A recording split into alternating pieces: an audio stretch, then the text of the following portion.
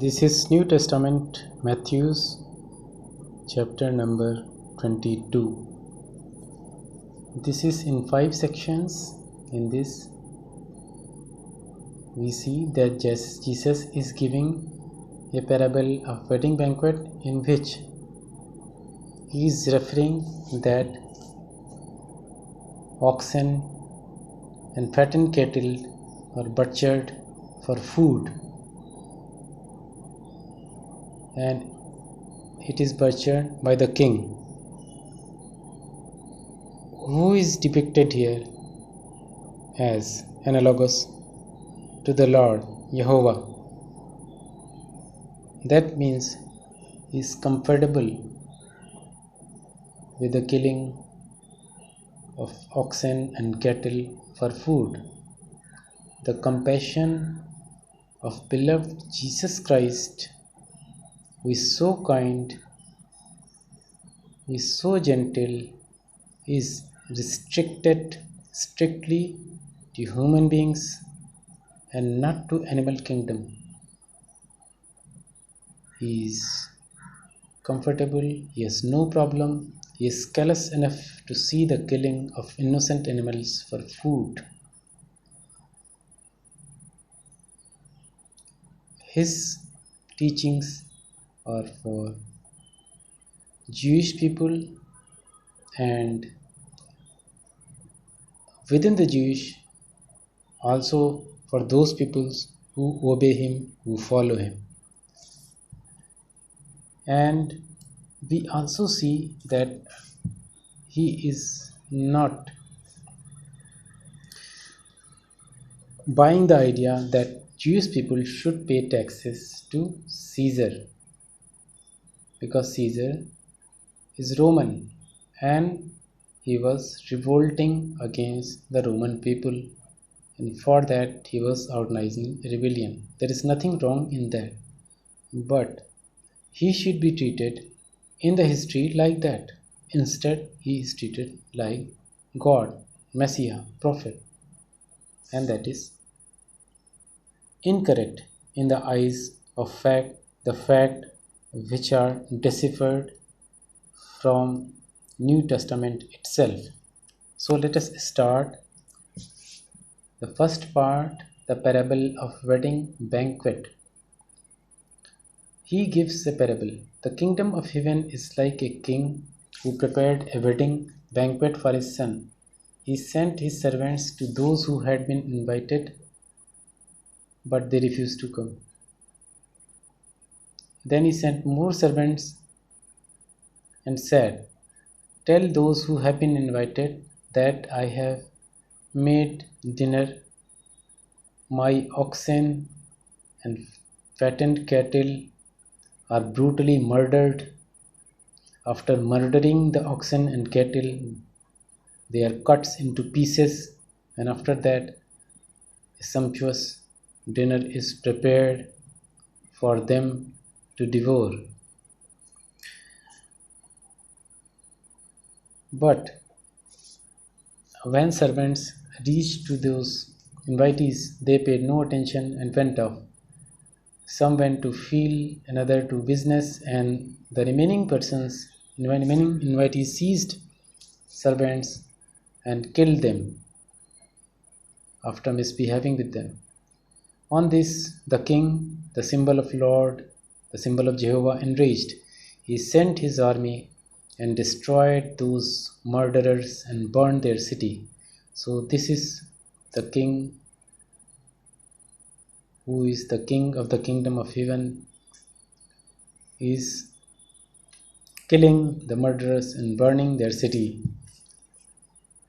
The merciful God is doing all these things. Then that king told to his servants, "The wedding banquet is ready, but those I invited did not deserve to come. So go to the street corner and invite anyone you find." So servants went out and gathered all the people they could find, bad people, good people, and the wedding hall was filled with such guests. But when the king came in to see the guests, he noticed a man there who was not wearing wedding clothes. He asked, "How did you get in here without wedding clothes?" Friends, the man was speechless. He was a poor man who was caught by the servants of the god outside, and the poor man was told that there is a banquet and there is a good food. You come and you will have the chance to have this. But the poor man was so poor that he was not having the money to purchase or wear the wedding clothes. So he came as he was. But on this, the king, the Lord, the Jehovah, told the attendants, "Tie him hand and foot and throw him outside into darkness, where there will be weeping and gnashing of teeth." The merciful God, Jehovah, the God of Jesus, the Father of Jesus, is doing that, and his Son is no different. So Jesus, by way of this example, is telling to his disciples that many are invited but few are chosen. So this is a dangerous example which Jesus is giving, the brutal example. Then in the next section we see that Jesus is doing somersault. At first we have already seen in the previous chapter that Jesus refused to pay taxes. He rebuked the tax collectors, turning down their tables. But now he was in trap. So he decided to pay, and he used very clever and circuitous logic. When Pharisees went out and laid plans to trap him in his words, they sent their disciples to him along with Herodians. Herodians means those who were servants of the king Herod Antipas. "Teacher," they said, "we know that you are a man of integrity and that you teach the way of God in accordance with the truth. You are not swayed by others because you pay no attention to who they are. Tell us then, what is your opinion? Is it right to pay the imperial tax to Caesar or not?" But Jesus, knowing their evil intent, "You hypocrites, why are you trying to trap me?" Jesus was knowing that if he says that tax is not supposed to be paid to Caesar, then it will be a crime against the Roman government. And for this crime, the punishment to those people who refuse to pay tax are to crucify them. This is not the punishment given by Jewish by their crimes, by the crimes which is done within the Jewish community, but the crime, if it is done against the Roman government, then the punishment was crucifixion, depending upon, of course, the enormity of the crime. Therefore, Jesus was clever and cunning, and he was aware of the evil intent, so he somersaulted. And rather than he is giving the reply, "You hypocrites, why are you trying to trap me? Show me the coin used for paying the tax." They brought him a denarius, and he asked them, "Whose image is this, and whose inscription?" "Caesar's," they replied. Then he said to them, "Go give back to Caesar what is Caesar's, and to God what is God's." That means it's a wonderful logic. That means he has having no problem in paying tax, paying dinar to Caesar. When they heard this, they were amazed, so they left him and went away. So Jesus saved him by a clear wit. Now in the next section we see that some Sadducees came to him. Sadducees were another set of Jewish priests. So like Pharisees, there were some differences between the two. The same day, Sadducees, who say there is no resurrection, came to him with a question. "Teacher, Moses told us that if a man dies without having children, his brother must marry the widow and raise up offspring for him. Now there were 7 brothers among us. The first one married and died. Since he had no children, he left his wife to his brother. The same thing happened to the second and third brother, right on down to the 7th. Finally, the woman died. Now then, at the resurrection, whose wife will she be of the 7, since all of them were married to her?"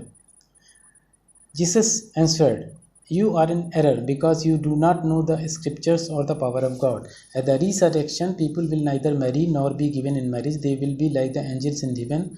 But about the resurrection of the dead, have you not read what God said to you? I am the God of Abraham, God of Isaac, and God of Jacob. He is not the God of dead, but the God of living." When the crowd heard this, they were astonished at his teaching. It was not very convincing reply, but Jesus just silenced them. Now, when Jesus was able to answer the questions of Sadducees, then Pharisees again got together and came to him. One of them, an expert in law, tested him with this question: Teacher, which is the greatest commandment in the law? Jesus replied, Love the Lord your God with all your heart and with all your soul and with all your mind. This is the first and the greatest commandment. The second is like that: love your neighbor as yourself. All the law and the prophets hang on these two commandments. Whose son is the Messiah?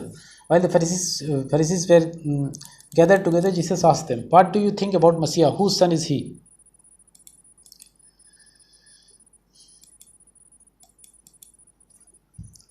This question was asked by Jesus Christ to Pharisees. Then Pharisees replied, The son of David, they replied. He said to them, How is it then that David, speaking by the Spirit, calls him Lord? For he says, Spirit is calling David Lord. The Lord said to my Lord, Sit at my right hand until I put your enemies under your feet. If then David calls him Lord, how can he be his son? No one could say a word in reply, and from that day on, no one dared to ask him any more question. That means if David is Lord, then the Messiah is the son of Lord. He is not the son of ordinary man. He has simply came into the flesh of man. That is what Jesus wants to clarify. He wants to elevate his status to the son of Lord by giving these logics.